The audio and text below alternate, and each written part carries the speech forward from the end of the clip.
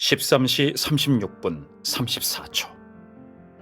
비, 홍수 경보, 돌풍 경보, 블랙스완 빌딩. 허무 혹은 RS가 다시 한번 블랙스완 회의실에 나타나자 소란이 일어났다.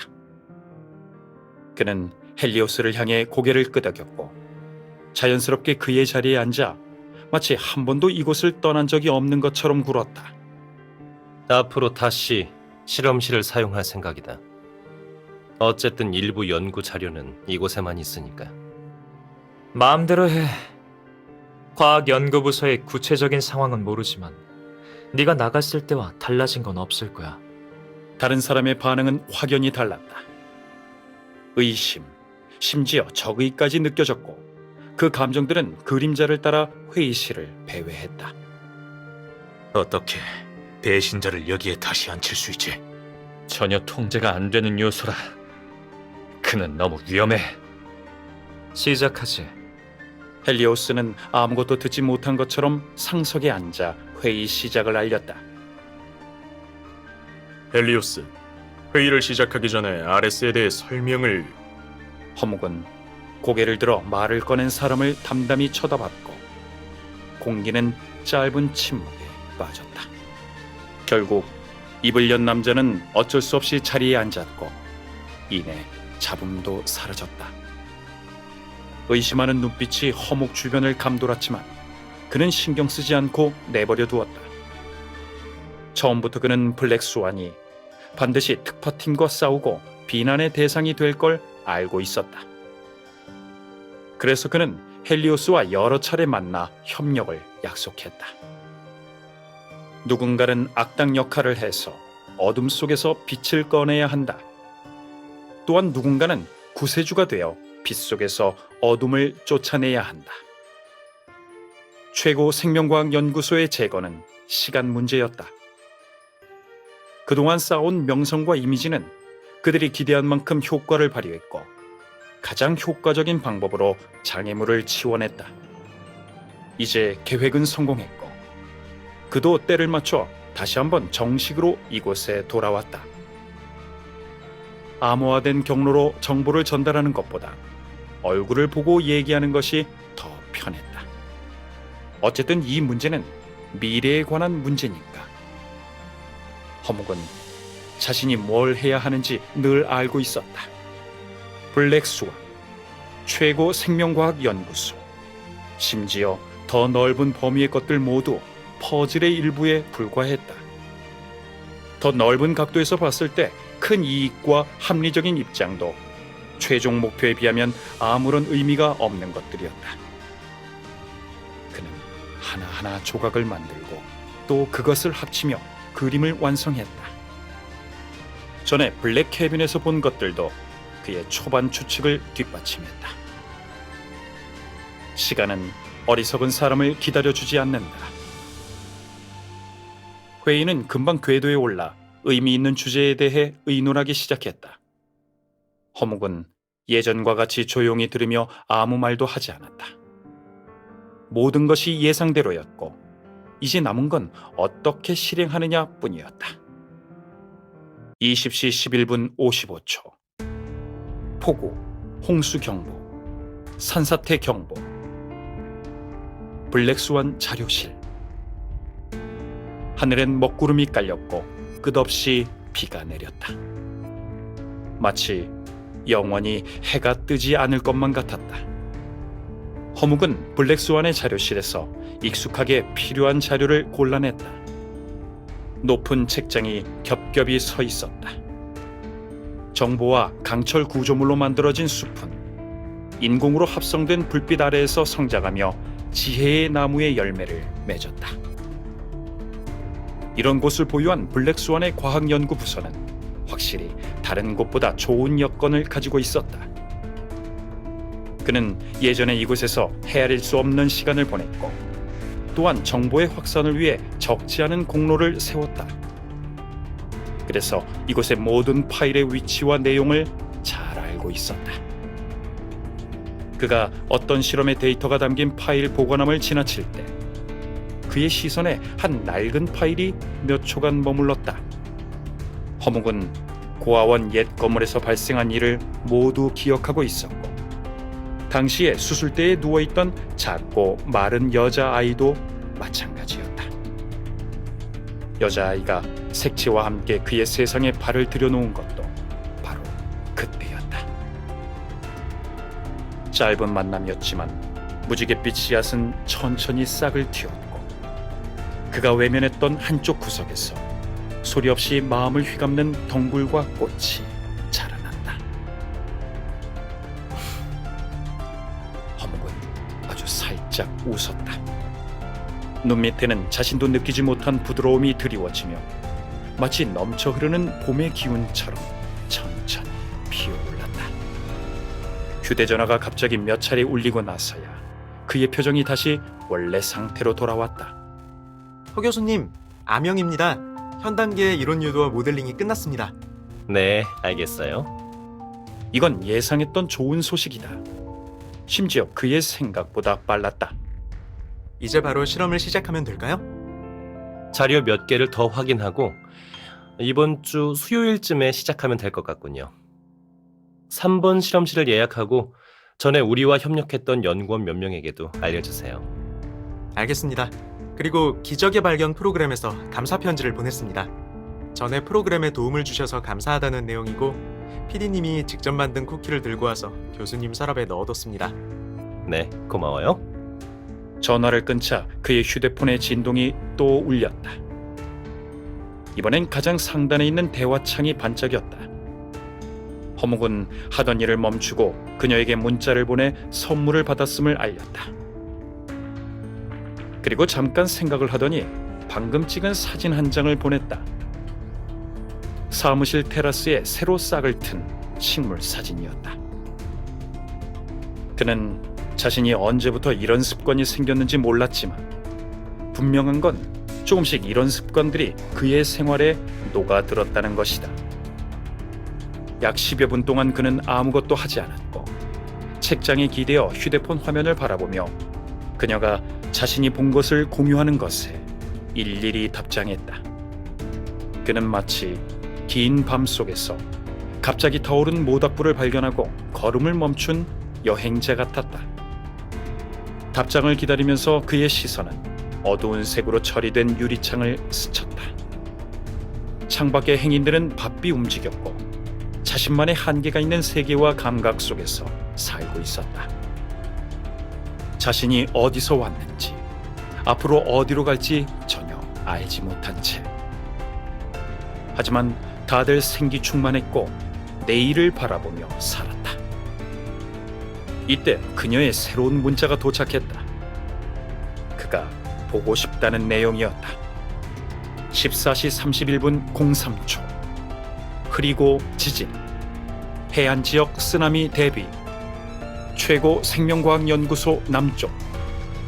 허묵은 은연중 자신에게 변화가 있다는 걸 깨닫고 이볼 때문이라고 생각했었지만 기초적인 검사를 해봐도 수치상으로는 단서를 찾을 수 없었다. 하지만 그는 자꾸만 그녀와 관련이 있는 것 같다는 생각이 들었다. 이볼에 대한 연구는 아직 데이터가 부족하다. 기회가 된다면 자신을 대상으로 자세히 연구하고 싶었지만 안타깝게도 지금은 해결해야 할 중요한 일이 있었다. 그는 최고 생명과학연구소로 향하는 길을 걸었다. 날씨는 여전히 흐렸고 곧 비가 내릴 듯했다. 습하고 무거운 공기 속에서 아귀에 가득 찬 징조가 어두운 곳에서 언제든지 기회를 노리는 듯했다. 마치 침울한 날씨의 반응이라도 하듯 대지가 아무런 전조도 없이 흔들리기 시작했다. 강한 지진은 아니었고 흔들림도 금방 멎었다. 하지만 사람들은 공황 상태에 빠졌고 심지어 종말에 대해 얘기하는 사람도 나타났다. 안 그래도 공포스러운 분위기가 깃들어 있던 거리에 다시 소란이 일어났고 허묵은 오래 머물지 않고 계속 목적지로 걸어갔다. 극단적인 날씨 변화와 자연재해의 발생이 잦을수록 그만큼 더 빨리 움직여야 했다. 멀리 가지 않아 또 한 차례의 여진이 발생했다. 한쪽에선 무거운 물건이 떨어지는 소리와 철근이 무너지는 소리가 들려왔고 사람들의 비명과 고통스러운 외침이 섞여 있었다. 허묵은 소리가 들려온 방향을 쳐다보았다. 혼란 속에서 골목 입구에 있는 건축 재료가 두 번의 진동으로 무너져 사람이 다친 듯했다. 만약 그곳에 그녀가 있었다면 이미 달려갔을 것이다. 왠지 모르겠지만 이 생각이 가장 먼저 허묵의 뇌리에 스쳤다. 그는 작고 마른 그녀가 사람들이 달리는 방향을 거슬러 다른 사람을 돕는 것이 보이는 듯했다. 그는 자조적인 웃음을 지었고 휴대폰을 꺼내 구조대에 전화를 거는 한편 도망치는 사람들을 해치며 사고가 발생한 곳으로 걸어갔다. 괜찮아요? 허묵은 몸을 쪼그리고 앉아 건축재료 틈에서 상황을 확인했다. 괜찮아요. 근데 다친 것 같아요. 다리가 아파요. 제 아이가 아직 40세 정도 되어 보이는 여자가 계속 울고 있는 아이를 꼭 안으며 떨리는 목소리로 말했다. 걱정 말아요. 구조 요청을 보냈어요. 허묵은 부드러운 목소리로 상대를 위로했다. 곧 구조대가 도착할 거예요. 그의 말과 함께 불빛이 반짝이며 서서히 떠오르더니 마치 반딧불처럼 천천히 떠다녔다. 그는 순간 놀랐지만 곧 상황을 파악했다.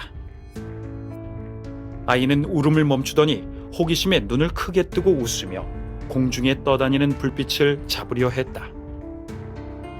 당황하던 어머니는 주변의 변화를 이해할 수 없었지만 점차 안정을 되찾고 품에 안은 아이의 눈물을 닦고 숨을 내쉬며 허묵에게 말했다. 감사해요. 이제 진정이 됐어요. 허묵은 미소를 지으며 고개를 끄덕였고 일어나 떠나려고 했다. 당신은 허묵 교수님이죠? 그녀는 허묵을 보며 갑자기 이 익숙한 얼굴을 어디서 봤는지 떠올렸다. 네, 맞아요. 감사해요. 해주신 모든 것에 감사드려요. 이런 상황에서 만날 줄은 몰랐네요. 그 어머니의 눈에 눈물이 살짝 보였다. 전에 독감 사건 때 제 가족도 죽을 뻔했는데 교수님과 연구소 덕분에. 허묵은 웃었다. 그건 원래 연구소에서 해야 하는 일이에요. 과찬입니다. 그 여자는 고개를 저으며 진심으로 감사 인사를 했다. 당신 같은 분은 지금 이 세상의 희망이에요. 멀리서 구급차의 소리가 들렸고 주변에도 도우러 온 사람들이 나타났다. 허묵은 옆에 사람들에게 대략의 상황을 설명하고 현장을 떠났다. 이런 걸 원한 건가? 허묵은 작은 소리로 자신에게 물었다. 이 질문은 지금은 옆에 없는 그녀에게 하는 것이기도 했다. 그는 조금 전 여자의 칭찬은 과하다고 생각했다. 그는 성인이 아니었다. 그의 발밑에 있는 길엔 늘 선택과 희생이 따랐다. 그에게 선의와 따뜻함을 가르쳐 준 건 그녀였다. 항상 그녀가 그의 곁으로 다가왔고 그가 신경 쓴 적 없는 이 세상의 아름다움을 보여주었다. 그녀는 어둠을 밝혀주는 진정한 빛이었고 그건 오직 그녀만 가능한 일이었다. 02시 11분 52초 흐림 서리 경보 최고 생명과학 연구소 3번 실험실. 허 교수님, 데이터 가져왔습니다. 아명이 실험실의 문을 두드렸다. 고마워요. 허묵은 고개를 돌리지 않고 눈앞의 기계를 보며 계속 뭔가를 기록했다. 잘 되고 있으신가요? 이번 실험의 이론과 개념은 제 전공 지식 범위 밖이라 이런 잡다한 일 외에는 드릴 수 있는 도움이 별로 없네요. 네, 예상보다 잘 되고 있어요. 허묵은 데이터를 받아 자신이 들고 있는 기록과 비교했다. 기계의 운행은 많이 안정되었지만 몇몇 극단적인 수치가 이론값 범위 밖에 떨어졌어요. 개선을 준비하면 될 것 같네요. 다행이에요. 20분 뒤 다음 차례의 실험을 시작할 거예요. 허묵의 감정 없는 목소리가 울리며 넓은 실험실에 메아리가 되었다. 아명은 고개를 끄덕이고는 자기 일을 하러 갔다. 재미있는 건 허묵의 다양한 연구 중에서도 그녀는 남다른 의미를 지니고 있다는 것이었다. 진화에는 너무나 많은 변화가 있고 선인들이 남긴 자료는 한계가 있는 데다가 극단적인 주장도 많았다. 그도 예전엔 거의 끝이 보이지 않는 어둠 속에서 혼자 오랜 시간 연구를 했었다. 그러다 그녀가 나타나 그의 연구와 계획의 빈 곳을 채워주었다. 허묵이 봤을 때 천재라는 건 없었고 영감이라는 것도 그렇게 많지는 않았다. 유일하게 기적이라고 불릴 수 있는 건 그녀가 지닌 유전자와 그녀의 존재 자체였다. 조금의 과장도 없이 그녀는 모든 오류 중에서 유일하게 정확한 해답이었다. 그는 끝없이 위로 뻗은 나선 계단의 끝에 있는 미래로 통하는 대문의 열쇠를 잡았다. 끝없는 탐색 끝에 그녀가 삼켜지지 않는 방법을 찾을 수 있었다. 목적은 달랐지만 이번 실험도 그녀 때문에 진행하게 된 것이다. 허묵은 다시 한번 데이터와 모형을 확인한 후 아명에게 말했다. 다음 실험을 준비하죠. 기록 잘 부탁해요. 아명은 고개를 끄덕이고 키보드로 실험 순서를 정렬했다. 곧 1000단위의 실험 데이터 기록 중에 빈줄이 생겼다. 허묵은 장치를 작동시켰고 작은 잡음과 함께 크지도 작지도 않은 장치를 중심으로 설명하기 힘든 곡선이 물결처럼 퍼져나갔다. 공간은 흐릿하고 추상적으로 변했으며 시선이 닿은 곳의 선은 물러지고 다시 구축됐다. 불빛도 보이지 않는 손이 만지고 있는 듯 백열등만 있는 실험실에 굴절되어 찬란한 색을 쏟아냈다. 몇 분 후 빛은 불안정하게 반짝이더니 굴곡이 점점 심해지기 시작했다. 허묵은 당황하지 않고 장치를 만지며 빛을 안정시켰다. 어떤가요? 이번엔 많이 안정됐어요. 아명은 컴퓨터를 조작하며 화면 속 모형의 변화를 확인했다. 허묵은 뭔가 생각하는 듯 장치의 수치를 확인하며 글씨가 빼곡한 노트에 몇 줄을 추가하고 나서야 작게 고개를 끄덕였다. 조정한 게 효과가 있네요. 표시해놓고 15분 뒤에 다음 실험을 진행하죠. 그는 달력을 쳐다보았다. 실험의 성공은 시작점에 불과하다. 그는 너무나도 많은 책임을 지고 있는 그녀를 위해 반드시 빠른 시일 내에 앞길을 밝혀야 한다. 그녀를 위해 정확하게 모든 실패 요인을 제거한 후 승리를 향한 유일한 가능성을 확보해야 한다. 04시 16분 17초. 맑음, 이상 없음. 최고 생명과학 연구소 3번 실험실. 실험실 벽의 시침이 새벽 4시를 가리켰다. 허묵은 마지막 줄을 작성하고 나서 안경을 벗었고 미간을 문지르며 밤샘 피로를 달랬다. 테이블 위의 차는 이미 식어 있었다. 만약 지금 그녀가 옆에 있었다면 분명히 잔을 들고 가 새 차를 가져다 주었을 거라는 생각이 들었다. 그는 그녀가 일부러 화난 척 눈썹을 찌푸리고는 그에게 쉬라고 말하며 그의 옆에 앉아 조용히 같이 있는 모습까지 보이는 듯했다. 시선은 자신도 모르게 테이블 위에 귀엽게 포장된 쿠키로 향했다. 허묵은 가볍게 웃었다. 우렁각시가 또 몰래 다녀갔나 보다. 허묵은 찻잔을 들어 단숨에 남은 차를 다 마시고는 실험을 계속했다. 분석, 기록, 입력, 실행, 재분석.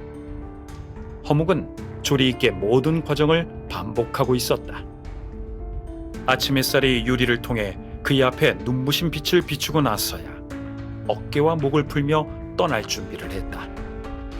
그는 자신의 연구실에서 잘 수도 있었다. 물론 지금도 잠을 잘 생각이 있다면.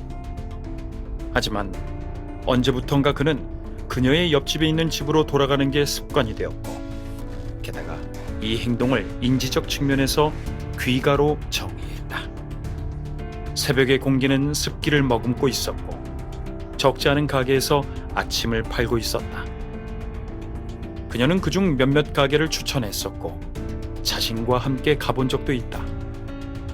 매번 그녀는 웃으며 자신과 함께 음식을 나눴고 반짝이는 두 눈으로 쳐다보며 맛이 있는지 물었다. 허묵이 단지로 들어서자 멀리서부터 그녀의 집에 불이 켜진 걸 발견했다. 이 시간에 그녀는 아침을 만들고 있을 것이다. 그는 몇 초간 걸음을 멈추고 조용히 밝혀진 불빛을 보고 있었다. 정확한 데이터로 측정할 수 없는 무언가가 심장박동과 함께 혈액 속으로 스며들어 온몸을 따뜻하게 만들었다. 19세기 칼 구스타브 융은 인간 유형론을 내세웠다. 따지고 보면 허묵의 다양한 신부는 각기 다른 환경과 상황에 맞춘 대응 방법으로 다른 인격의 가면으로 바꾸는 것이다. 모든 가면이 그였고 그의 일부이기도 하다. 이 이론을 기초로 그가 그녀 앞에서 보여준 건 그 가면 중 하나일 뿐이다. 하지만 그는 허묵이 가장 핵심적이며 중요한 가면이라는 걸 부정할 수 없었다. 그가 기나긴 밤 속에서 혼자 거닐 때 집의 따뜻함을 잊지 않게 해주었고, 광활한 시면을 탐색할 때 가장 아름다운 감정과의 연결이 끊기지 않도록 해주었다. 그에게 그녀의 중요성은 이것뿐만이 아니었다. RS, 허교수, 기적의 발견 프로그램 고문과 같이 이름을 지을 수 있는 가면이든 아니든 그녀는 그 가면에게 모두 대체할 수 없는 의미가 있었고 남다른 작용을 하고 있었다. 수많은 우연과 필연이 그녀를 허묵의 인생의 모든 면에 각인했고 신분과 입장이 변해도 그녀의 흔적은 사라지지 않았다. 허묵이 계단을 올라 그녀의 집 앞을 지날 때 한순간 그녀가 때마침 문을 열고 자신에게 인사를 하지 않을까 기대했다. 그가 열쇠를 꽂자 철컥하고 작게 기계가 열리는 소리가 났고 곧이어 문 손잡이가 돌아가는 소리가 들렸다. 이제 돌아오시는 거예요? 그녀는 출근하려는 듯한 모습으로 옆의 문에서 나와 말을 걸었다. 허묵을 보자 그녀는 부드럽고 눈부신 미소를 지었다. 교수님, 좋은 아침이에요.